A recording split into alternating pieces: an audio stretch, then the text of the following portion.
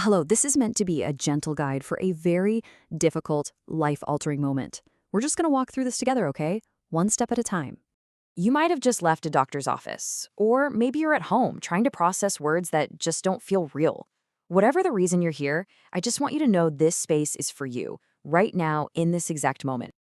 Let's just do that together. Seriously, just one breath.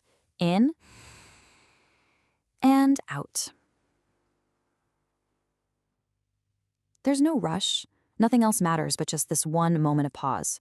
For so many people, this moment, right after getting news like this, it's the absolute hardest part of the whole thing. So let's just acknowledge what that feels like. First, there's often just shock. That feeling like the world has suddenly, impossibly just tilted on its axis. And then maybe fear starts to creep in. That deep, cold feeling you get when you look toward a future that suddenly feels completely unknown. Or maybe it's just nothing. A strange, overwhelming quiet inside. Almost like a kind of numbness.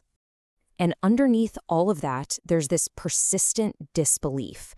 That feeling of, no way, this can't possibly be happening to me. Whatever it is you're feeling or not feeling is valid. It's okay.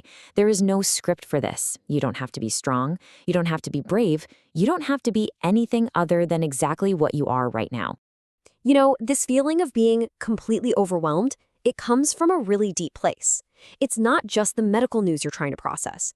It's like the story of your life has been suddenly rewritten without your permission. That feeling of a before and an after, it's real. You're grieving a future you had all planned out, and that grief is absolutely profound. Right now, your mind might be racing a mile a minute, trying to get some control, trying to figure everything out at once. But I want to give you permission to not know. Let's talk about why it's okay, and actually necessary, to resist that urge for now. Please, just let that sink in for a second. There is no deadline for processing this. The world might make you feel like you need a plan, but you don't need one right now. You just have permission to be. This is so important. Your first instinct might be to dive into research, but that can sometimes create way more fear than clarity. You don't have to make huge decisions right now. You don't have to make big announcements. You can let yourself off the hook from the pressure of planning an entire future today.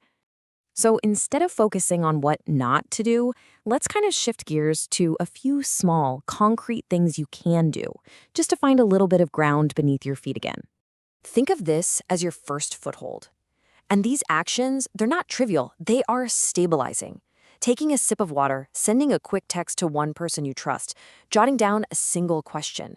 Right now, those are victories. They anchor you in this present moment. You know, the words you use don't have to be perfect. Sometimes the most powerful thing you can do is just ask for someone's presence, not for their answers. You don't have to explain everything. Okay, let's talk about something incredibly important. A diagnosis can feel like it just erases everything that came before it. So let's be really clear about what it is and what it isn't. So let's just take a specific example. A diagnosis like amyotrophic lateral sclerosis or ALS. It has a clinical definition. It's medical, it's factual. And honestly, it can feel very cold. It just tells you what a condition does. But this tells you something so much more important. It tells you that you are not a statistic. Your journey is your own. There is no single fixed path. And maybe most importantly, there is help available at every single stage.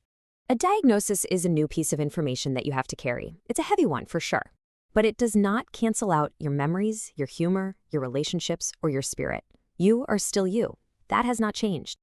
So if the future feels way too big and the diagnosis feels way too heavy, how do we move forward? Well, we bring our focus all the way back to the smallest possible increment.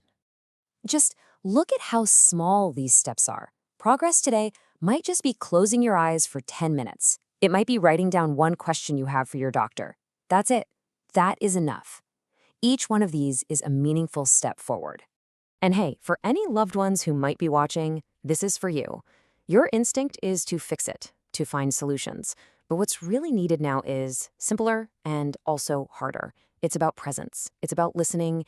It's about letting there be silence and not feeling like you have to fill it. Your presence is the most powerful gift you can offer.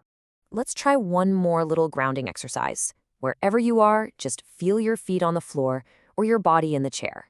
And you can just say this quietly to yourself, I am here. That is enough for now. Because it is. It truly is. This moment might feel like an ending, and in some ways it is. It's the end of the life you expected, but it's also a beginning. You don't have to see the whole path. You don't need to know where it leads. All you need to do for now is just stand right where you are, and only when you're ready, take one small step forward.